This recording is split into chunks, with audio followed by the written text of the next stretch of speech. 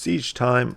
This time my clan, which is ranked 154th, is matched against a clan that was ranked 24th. So just gonna break down the siege attacks and the process, right? What happened here? So for this siege, I've got 5 attack scrolls total. And for this first match, we're against a demon spawn team with the faction Unity champion Vulcanos as the main threat. And the thing with Vulcanos is most of his damage comes from HP burn, right?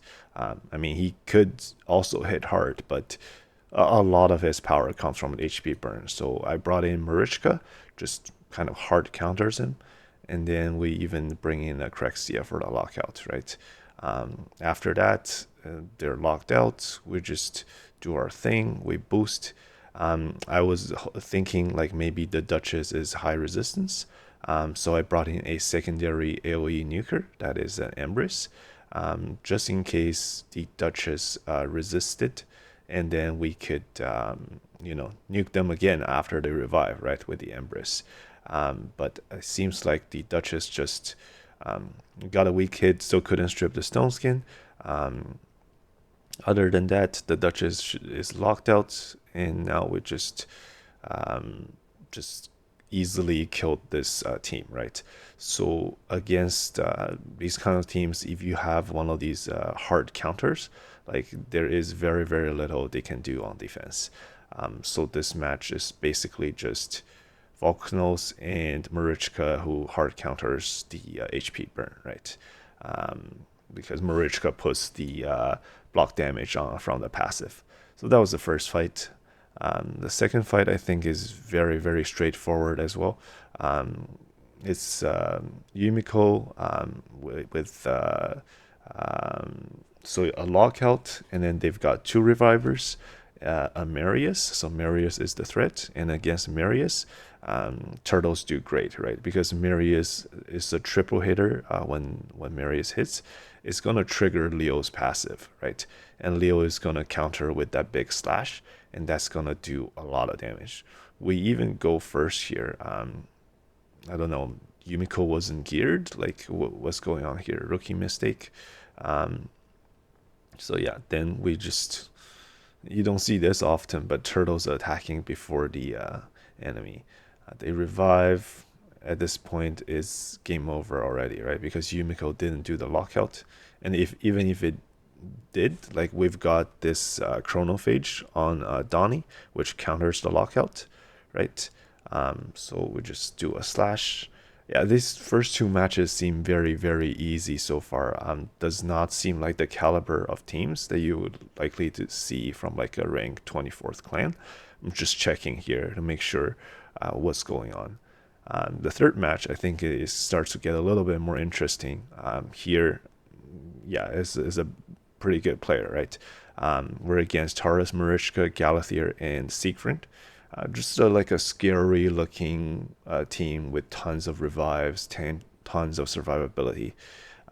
So for this team, I was thinking, because Taurus and Siegfried, like they do hit hard and they have like strong AoEs, but their best ability is a single target hit, right? And that's why I'm checking the gear there on my UDK, make sure it is geared. Very important to check if you're not bringing them into like a classic arena fight, just to check if your champions are geared. So I'm bringing in UDK to counter the Taurus and the Siegfried. And then also I brought in a fast Fabian. So if I can maybe either cut in or go first, I can lock out the Taurus and the Siegfried, and then they're just with their A1s, which is a lot less threatening, right? And they'll hit the UDK with the first hit. And then I brought in my own just a tanky champion, which is Marichka. Why Marichka? Like I didn't have to bring Marichka, but because I had Volcardiac Heart on Marichka and it's very expensive to move the relics around, I needed Volcardiac Heart to make 3 buffs on Maria. I needed 3 buffs on Maria. So Maria has the Stone Skin, the World of Fallen. I need 1 extra buff, right? Yeah, it could have been any support really. Yeah, UDK counters Taurus, counterattacks, counters Siegfried, big hit. Fabian for the lockout. I'm thinking if I lock them out, the Taurus is gonna counterattack. It's gonna hit into the UDK, and then Maria actually hard counters these types of teams, right? Really tanky, lots of revives. Maria can go through a Stone Skin, can go through block damage, as you will see here. So that's the team I went with. And I was just looking again at the team. I think it's important that I swap, team order, right? Put your polymorph higher up in the team order to protect the champions after it, right? So I put the 6-star polymorph at the beginning and then the 5-star. So what happened at the beginning of this fight is extremely, extremely unfortunate and unlucky. Loss of small percentages, right? So you see here, that happened.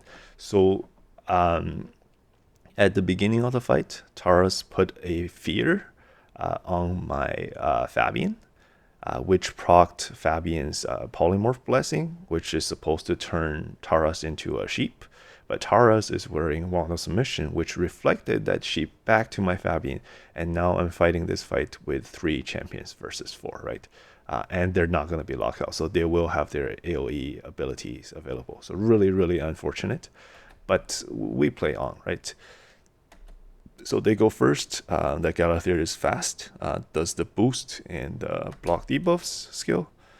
And then the Marichka goes before mine, so puts up a ton of buffs. This is setting up the Taurus for a big hit, right? Even gets an extra turn and gets like an ally attacking. Here you see the Sigrund is the AI is set to use that big hit, single target, and then if it kills the initial target, it's gonna splash. And this is why we bring the UDK, right? UDK is in Stone Skin, it's in reaction. This big hit, even weak hit, right? UDK is also strong affinity against Siegfried, so hard counters to Siegfried, right? Did nothing. And now it's my turn. Here I don't want to buff because I actually still have exactly three buffs on my Maria. So I think I just do the turn meter boost with Marichka here, turn meter boost. And then now I can do the A3 and get an extra turn. I'm looking at who has multiples of 3 buffs, because if we, I think it's a guaranteed strip if we do that. And I'm also looking at who is the target, right? I hit the Marichka because I want to get rid of the Marichka first. I don't care about the Taurus counterattacking because my UDK still has Stone Skin. When the Taurus counterattacks, it's going to hit the UDK, right? It actually took down a lot of the UDK's Stone Skin there. It's very well built. Taurus does a lot of damage.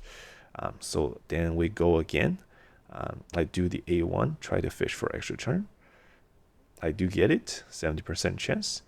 Here, what happened was the Siegfried had a counterattack, probably a mastery. And what that does is it hit our Volcardiac shield. And when it's passive damage like that, so it could be from bombs, it could be from poisons, it could be from reflect damage from Volcardiac shield, he actually doesn't trigger Siegfried's passive, so he doesn't get his 2-turn unkillable and stay alive, right? Like, it's not a huge make or break in this fight because I'm gonna kill the Marichka and Siegfried is gonna come back, but just something good to know, right? How to kill the Siegfried without proccing that. Like, also things like the Soul Reap, Mastery, the big Reaper slash also wouldn't trigger Siegfried's passive, and you can kill him directly that way. So here I'm on my 3rd turn on Maria. I prepping that big A2, ignores 99% defense. So I go for this kill, right? On the Marichka, I think, yeah. And it does a guaranteed lockout. I think, yeah, they also have Volcardiac Heart, which is why I'm taking damage in return. But it's okay because now both of his champions are locked out. Still did a counterattack, but this time reaction procced, so it didn't take out that much of the Stone Skin, or I think the Stone Skin would be completely gone at this point. So yeah, Sigrund comes back. He still has his passive, so still scary. Here, the Galathier has no skills on Form 1. The AI decides to go to Form 2. This is great against Galathier because if you can lock the Galathier out, which is usually really high resistance, hard to lock out, but if you have an irresistible block damage, no, lockout, it will lock out all his skills, and then the AI will think there's nothing to do on Form 1. So he goes to Form 2 instead of waiting around for the revive to come back and bring Marichka back. So he goes through A2, Form 2, and he does a stun and decrease resistance. Not great for me because I used my cleanse on Marichka again, so my Maria is going to lose a turn here. And his Taurus gets a counterattack, which further strips our Maria's HP, right? Here I'm just looking at it, I'm like, I don't have the cleanse anymore, so I just do the heal. Here the Galathier tried to do the strip and lockout, but it was hit by a 6-star polymorph that is on Marichka, so he turned to a sheep. And here I think I just buff, right?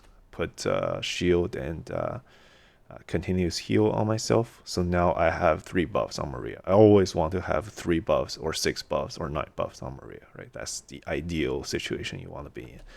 Taurus should be still locked out here. Over here, I'm looking at the champions. I'm thinking what I want to do. I'm going to trigger this guy, his passive, so he gets the block damage. I cleanse, right? Because I had the decreased attack on, that's going to significantly lower my damage. So I cleanse. And the Sigrund still doesn't have other abilities yet, so another A1. My Fabian finally joins the fight. Here I have 3 buffs, so I'm looking at it. I'm going to use A3. A3 does the strip. It would be great if I can strip the Sigrund block damage, which he has lightning cage to protect him, but we'll see if we get lucky or not. And I don't want to target a Sigrund, right? I think because he's below 66% HP, so the A3 will splash damage to him. So I think I target the Taurus here instead of the Sigrund with the A3 to try to strip. Yeah, strip and the splash damage kills the Sigrund, right? So now I'm in a great position. I think this is the 3rd turn. So that the A1 I just used was the 3rd turn. We are a little bit out of sync because we were stunned that 1 turn. Really unfortunate because if this was the 3rd turn right here and we A2, the Taurus is dead, right? This is now back to turn 1 again. We do the A2. Look at the damage difference, 35k. This would have like completely one-shot the Taurus if it was on the 3rd turn. But because this is back to turn 1, we were out of sync. Did 35k. But there was no other target, right? So I still hit the Taurus, and he does the AoE really strong, right? What saved Maria there was her passive and all of that bone plating and yeah, like Maria is hard to one shot, right? Fabian just died, and then the thing with Taurus and that his AoE is he needs buffs on his team, right? He had no teammates, so that's why his damage from the Taurus big AoE hit did so little, like 47k on a Fabian. It should have been like 247k if he had 4 allies and some buffs on himself, right? All his allies are dead. There's a sheep. Sheep doesn't have any buffs on him, so yeah, that's the reason you like if a Taurus has no friends, his damage is significantly reduced and it's not that scary. So here we don't die to this. Marichka heals again, and we are just against a Galathier now who only has A1. If we can remember, he used the stun skill, he used the strip skill, so he only has A1 now. But he's still the threat, right? So we target him, and the splash damage kills the Taurus. So yeah, that was a nice fight there. That didn't have to be Marichka, it can be anybody else. But I think the key here was UDK. If we had the Fabian, if we didn't get so unlucky at the beginning of the fight, it would have gone a lot smoother. But I think the key here is UDK counters this type of team very, very hard. Lockout would have countered this type of team pretty hard, and Maria ignores block damage and stone skin, right? And also ignores 99% defense. So yeah, we take down this team. Yeah, again, showing it looks pretty tough, but with the right setup, pretty free to play, friendly, right? Against this team, I think time is gone, so gotta go back in. This team very similar. You got a Fabian that's Lockout, a Galathier, a Sigrund, and a 6-star Marius, right? So I want to do a scout team just to see what their presets are like, just to see, what they open with. And over here, I'm looking at my team. I'm going, my Ancora is high resistance build, so I'm not too scared about the Lockout.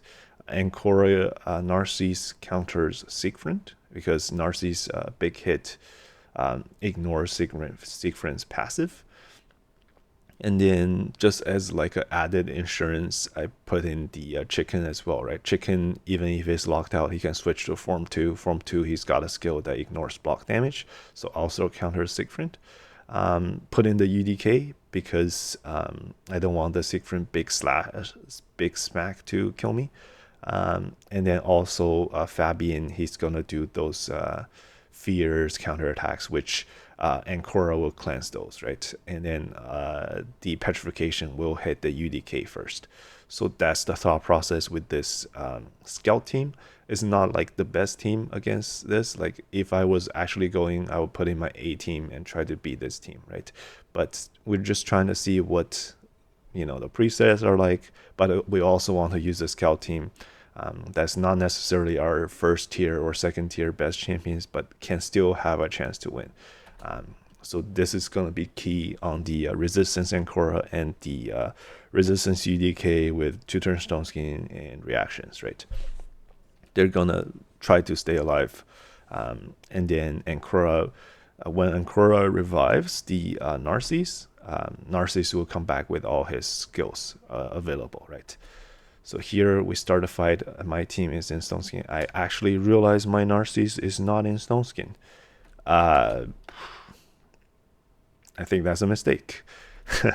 It's the wrong build, but so yeah, reviews, right? The things you see is in like the Word of the Fallen, but no stone skin. So Fabian does the lockout. Yeah, locks out both of our champions, expected, but not the Ancora, right? He's gonna do a secondary one, secondary stun.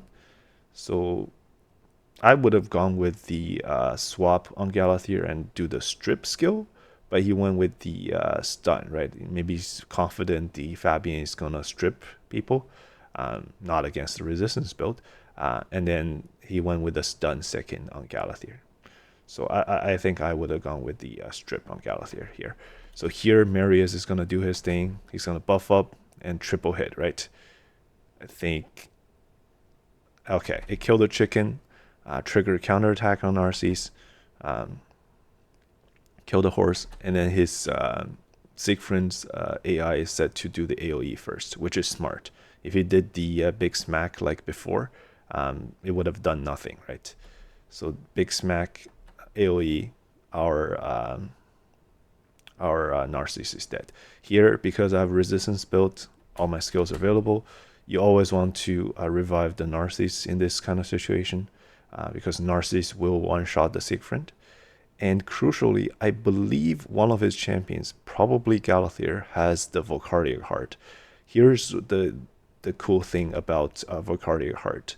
When you do enough damage to proc the Volcardic, yeah, and this is what I'm talking about.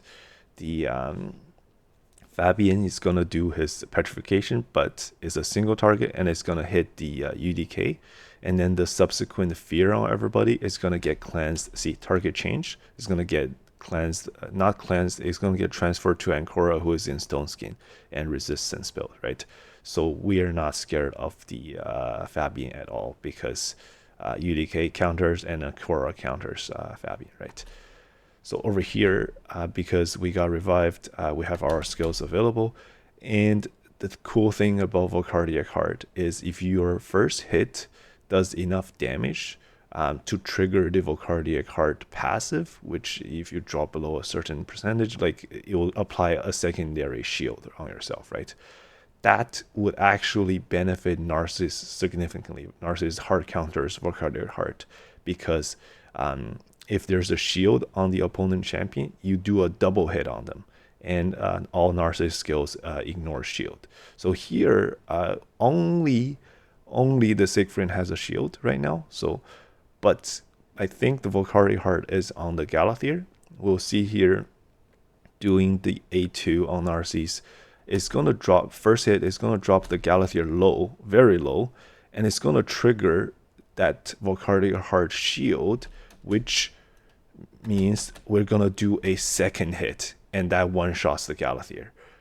So Narcissus hard counters Volcardiac Heart, right? That relic. So we take on this team with our scout team. A little bit of blunder there with Narcissus not in Stone Skin. Like, should have checked, right? But it's a scout team, and we actually won. So feels pretty good. Yeah, that Marius hit very hard. One shot our champions there. So yeah, that was the player we took down. A lot of mythicals. And then the last fight. So for this one here, I was looking at this in the stronghold, and our attacks are used very, very early on, right? I'm just helping my clan to get through, like make a path to stronghold and open it up as soon as possible. I was just looking at this team in stronghold, and that team comp looks very, very familiar. So if we can, I think where I found that very familiar is from this, right? And I'm going to show right here. Yeah. So this is where we saw that team comp, right? The number one guy in live arena likes to run this exact same team in his classic arena defense. And this is when I first got the turtles, didn't have them built properly yet, only Leo's built. And I test this team against this particular comp, right? You got Shujin, you got Odin, you got Necro protecting the Marius, and a Big Smack, right? And it worked great. Why did it work great? Because Marius triple hit is for sure gonna proc Leo passive, right? He's gonna get Stone Skin, and he's gonna do the counter attack, the big slash. And because they're so fast, like Odin doesn't have time to put up the block damage on everybody. And also, Necrit does a huge protection on Marius, right? There's all those buffs. Actually benefits Leo, because Leo's big slash, if there's more buffs on the enemy team, Leo does more damage, right? And then finally, because I have all the turtles and he's gonna smack me and my HP is gonna drop low, I actually ignore so much defense that I don't care about that his champion is defense based or he has huge shield or all that protection is gonna cut through all that, right?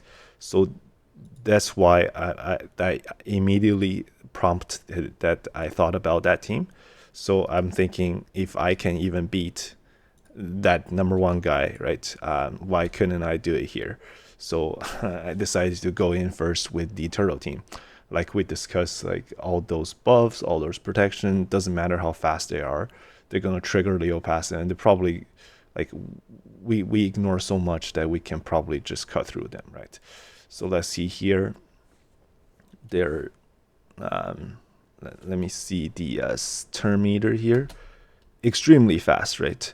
I think this one here is I forget, but I think this build is maybe like 350. Okay, so not like super fast, but definitely faster than us, right? It does the boost and decrease turn meter, okay, and then opens up with the A3 into A2 combo. Smack, smack, smack. Triggers Leonardo, right? We cut through all that protection, all that buff. one-shot the Marius. At this point, it's our turn. As long as we take down the Odin, it's game over, right? And then we can just take down the Necros slowly. So yeah, for that kind of team composition, especially with so many buffs, so many protection, we don't care about the speed. It's just the Marius for sure is going to trigger our passive. You just have to keep Leo alive. Notice Leo is first in the turn order, like team order. So Donnie's passive is protecting Leo. As long as Leo is alive, he's gonna counter with his big slash, and that should cut through everything that this team has. So we take down this team.